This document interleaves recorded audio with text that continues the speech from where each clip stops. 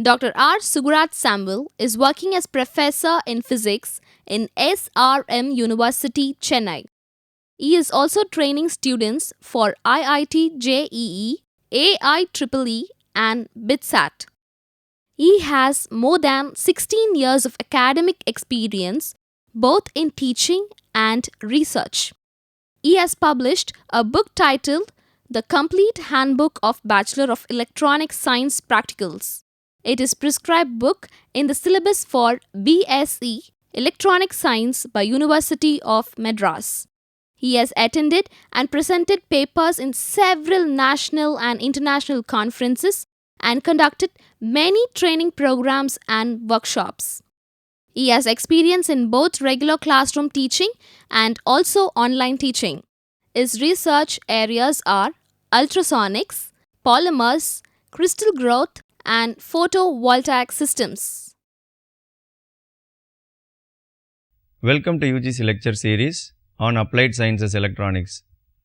We have been listening to a series of lectures on the subject Electricity and Basic Electronics for the BSc Electronic Sciences degree program. This subject is the first paper in the first semester of the degree course.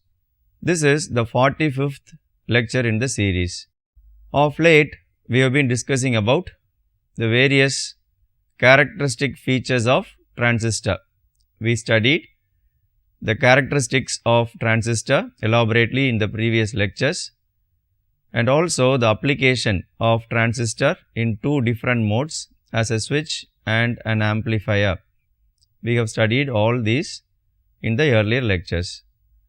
In the last lecture, we have exclusively learnt how a transistor could be biased and also stabilized using a technique called voltage divider bias. We have learnt exclusively the use of the emitter resistance in the emitter terminal. We have got an idea of the working of transistor as an amplifier. In continuation to that, today we are going to see how the signal is fed into the amplifier, and we will learn about the frequency response of the amplifier. This amplifier is called a single stage amplifier.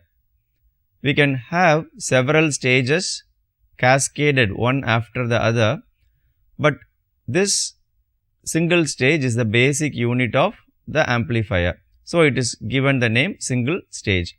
We have double stage amplifier, multi-stage amplifier, and so on. So, this lecture is devoted to the concepts related to single stage amplifier. Before we start the lecture, let's see the session outline. In this session, we are going to see the single stage CE amplifier, the different components of the amplifier, the working of the amplifier, the frequency response of the amplifier, and the upper and lower cutoff frequencies of the frequency response curve, and also the bandwidth. All these concepts are pertaining to the single stage amplifier. Let's have a look at the single stage amplifier, and we have already got an idea of the connection. The voltage divider bias is only followed for this, is adapted for this, but we have given the input signal at the base emitter junction. We are giving the input signal. So, let's have a look at the circuit and the different components that are used in the circuit. The single stage common emitter amplifier uses the voltage divider bias. This ensures the input side is forward biased and the output side is reverse biased.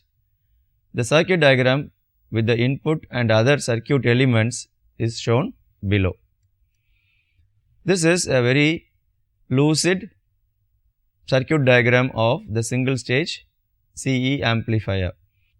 As I said, the input signal is given across the base and emitter junction in this manner.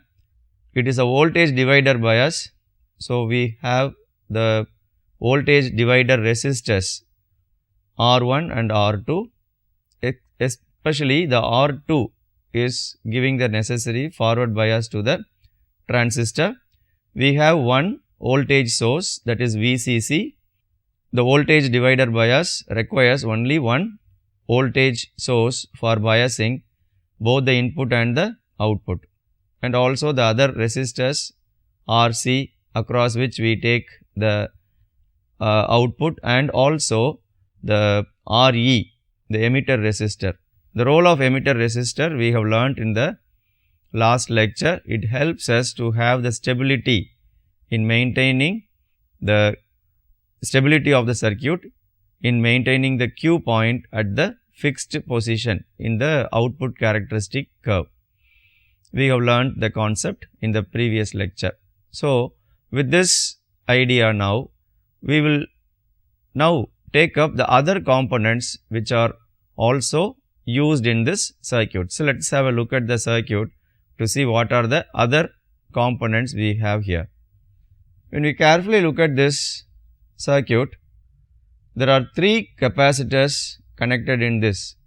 This is called the input capacitor. So, it is given C in, and this is the emitter capacitor. So, CE, it is represented as CE, and this is a coupling capacitor, because if we use one more connection here, this coupling capacitor is going to couple the output of the first stage to the input of the second stage.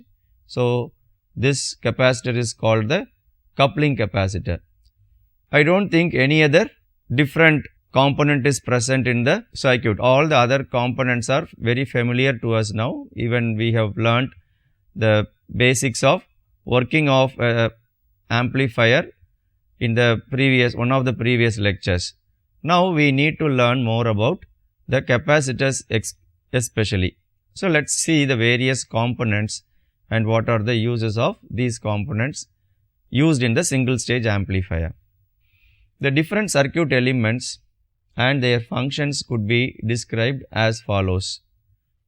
First set of components taken are the biasing resistors. So, it is called biasing circuit. The resistances R1, R2 and RE form the biasing and stabilization that is required for the circuit.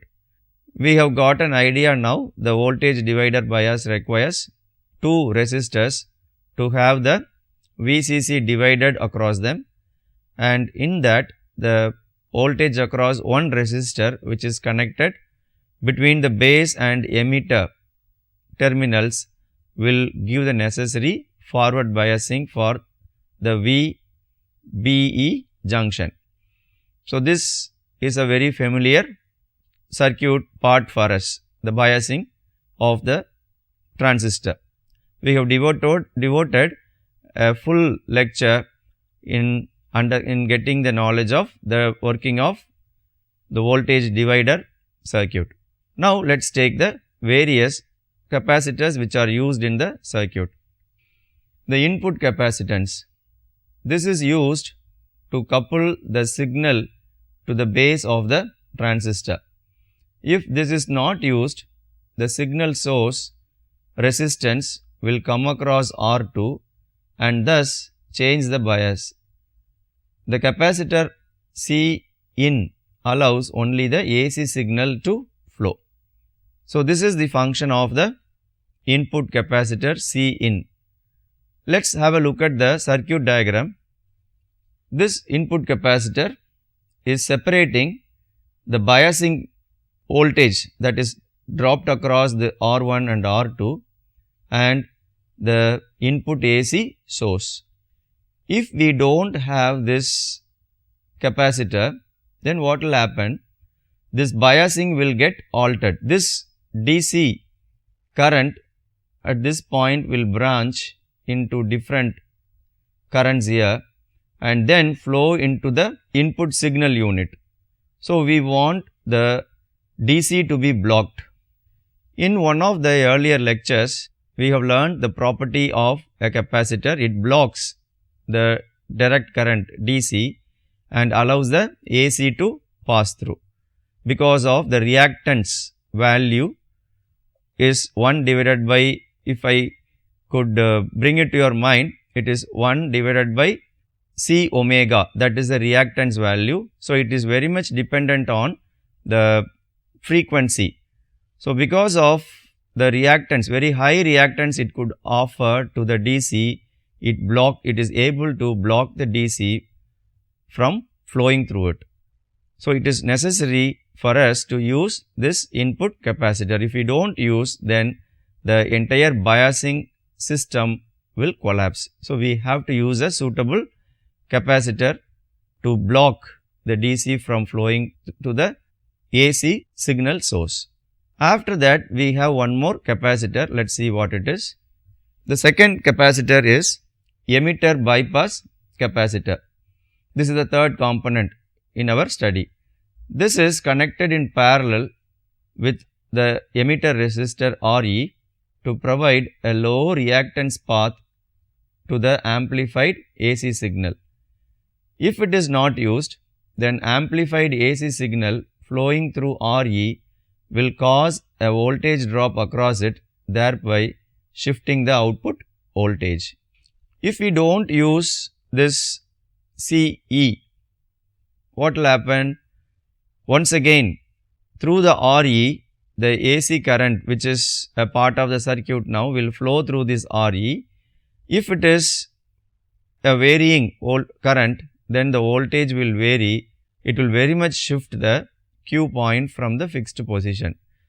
The very basics of using Re is to fix the Q point at its position without allowing it to vary. But when the current is frequently changing according to the frequency of the signal, then there is no use of using Re at all. So, we should not allow the AC current to flow through the Re, the emitter resistor. For that, what is done? We have used this capacitor CE as a bypass capacitor. So, the emitter capacitor is given one more name, that name is bypass capacitor. It bypasses the AC and prevents the AC from flowing through the resistor.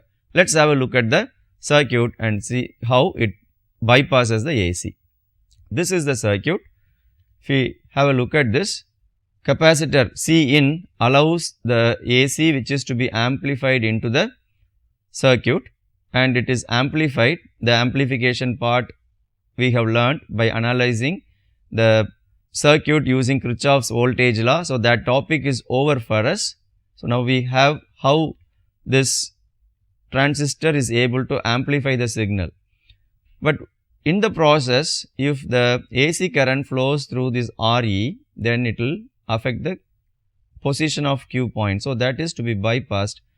So, what should be the value of CE? With the knowledge that we already have about the capacitors, the CE should be a very high value. The CE is called bypass capacitor. So, we can keep this key point in mind. The bypass capacitor should have a very high value. Now, one more capacitor we have, that is coupling capacitor. We will see the use of coupling capacitor after a short break.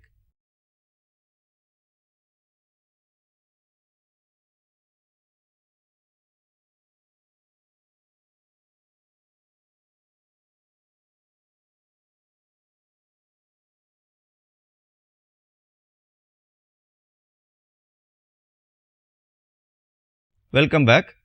We have to discuss about the functioning of coupling capacitor. Where is it connected? It is connected in the output part. Through the capacitor only the output current is drawn. Let us have a look at the diagram and see where the coupling capacitor is connected. It is connected to the output line, and through this coupling capacitor only the output current is drawn. What is its function? As I have already mentioned, the capacitors are blocking the DC and allowing the AC to pass through. So, here the same function it is doing.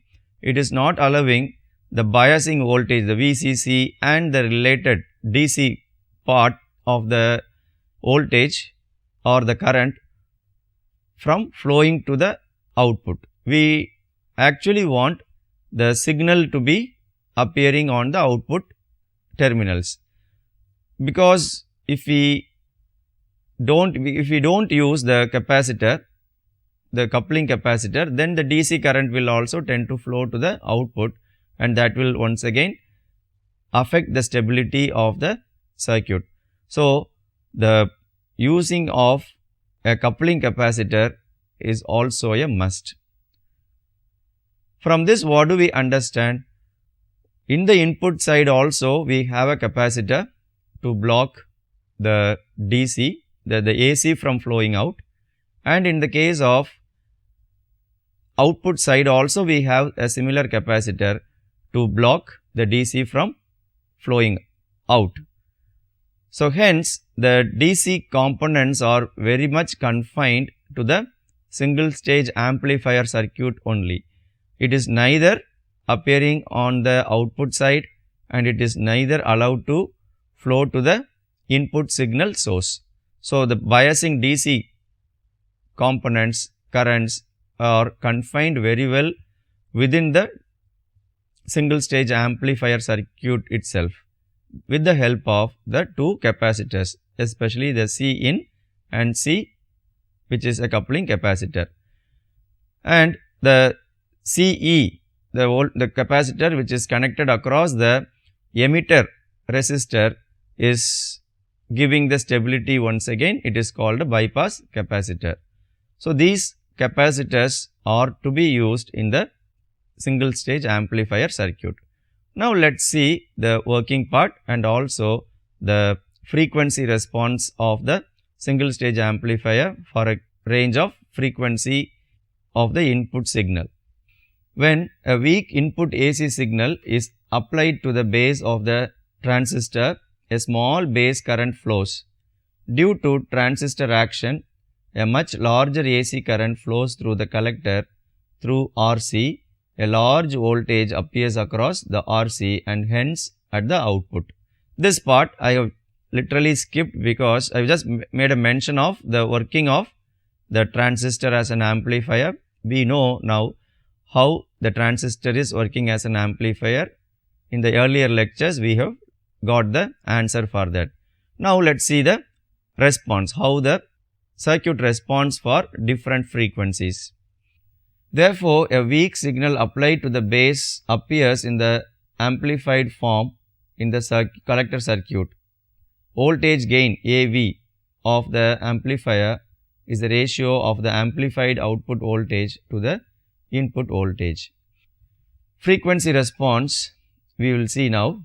The voltage gain AV of the amplifier for different input frequencies can be determined.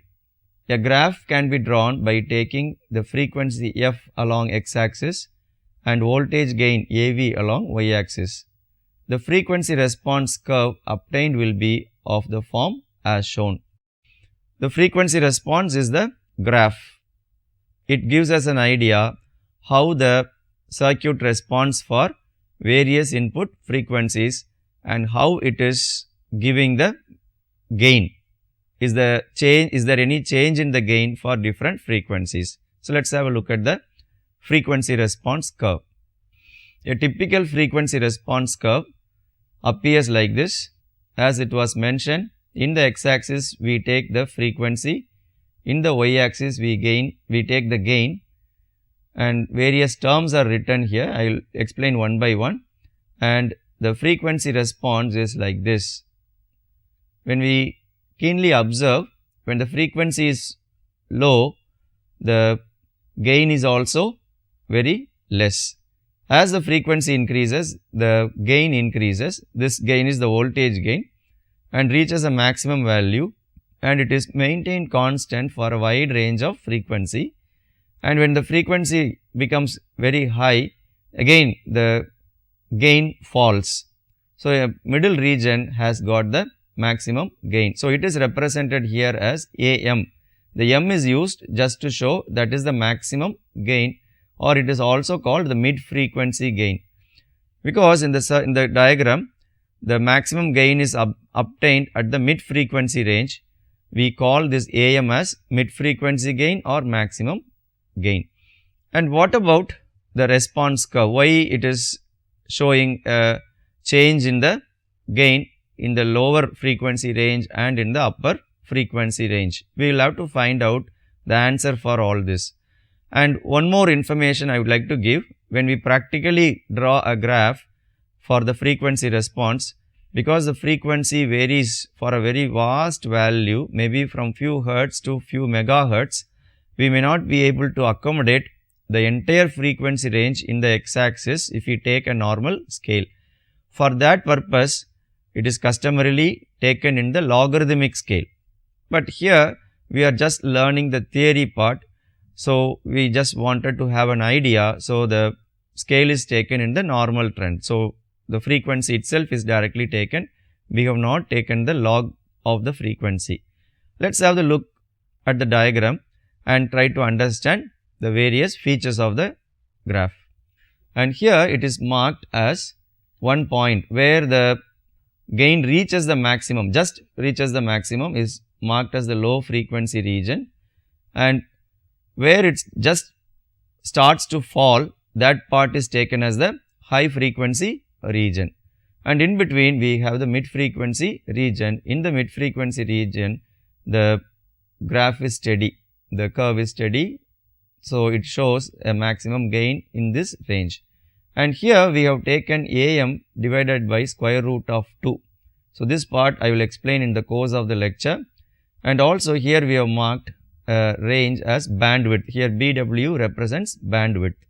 And few more terms. FL is the lower, this L represents lower frequency region, that demarcation, and this is frequency for higher frequency region. So it is upper frequency. So FU is marked. But we have not taken where the trend changes, but we have taken in another form. That part I have to explain now. Now let's see what is the trend in a technical way. Technically, what is the change happening in the frequency response?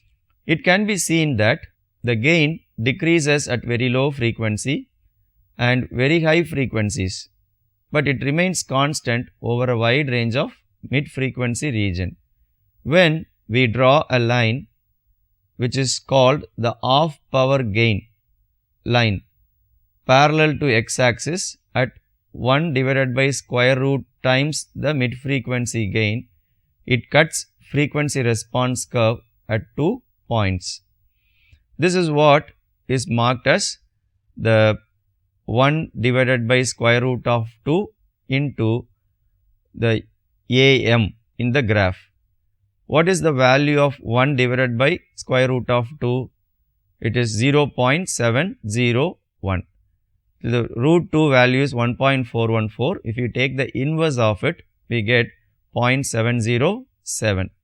So it is multiplied, the 0.707 is multiplied with AM, and we have a small lesser value than the maximum value, 0.707 times. At that point we have to draw a horizontal line. Why in particular that value 0.707 multiplied with AM? And it is also called the off power gain line. What is the meaning of off power gain? In this lecture, if I start the explanation for off power gain, may not be able to proceed with the other features that we need to learn in the frequency response graph. So I would like to reserve why the line is called off power gain line in the forthcoming lectures. And also I need to explain why the frequency response is like that. For lower frequency it is the gain is less, for higher frequency the gain is less, and in the mid frequency the gain is maximum. We will have to find a technical answer for this. I would like to reserve the reasons and the reason to call the line 0.707 multiplied with AM, that horizontal line drawn at the point, as half power gain line. All this I would like to discuss in the upcoming lectures. But in this lecture, today's lecture, we will see the frequency response graph as a factual thing.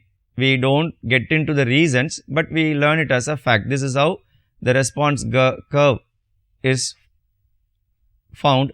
So, we need to discuss certain points in the graph in a factual way. Let's have a look at the diagram and see how the off power gain line cuts the curve at two different points. These are the 2 points at which the off power gain line cuts the frequency response curve.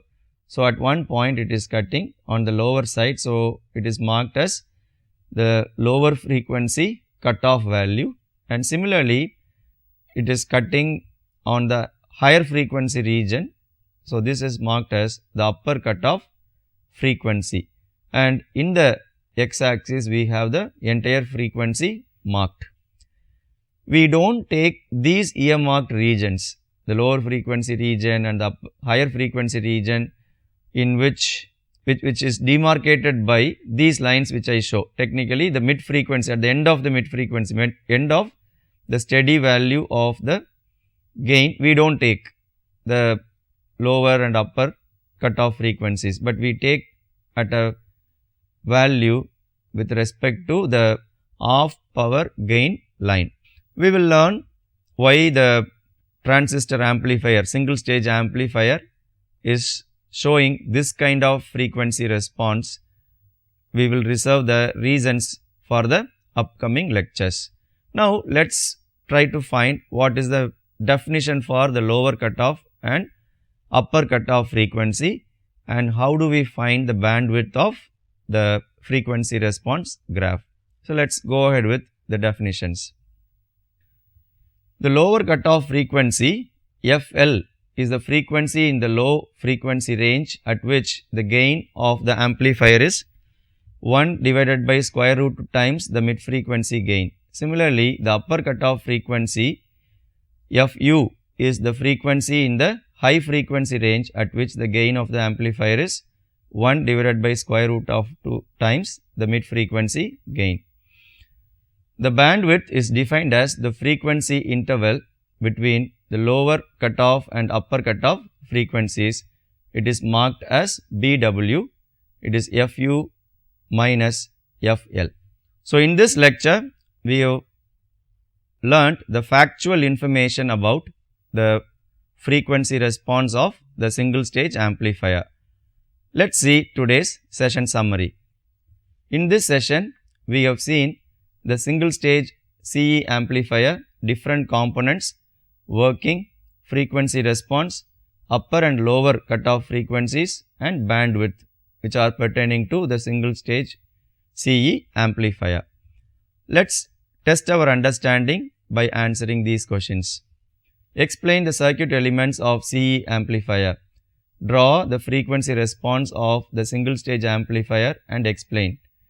How do we find the upper and lower cutoff frequencies from the frequency response curve?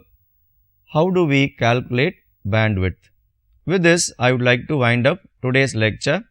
We will see the reason for the frequency response trend and also why a line which is drawn at 0.707 times the AM is called off power gain line.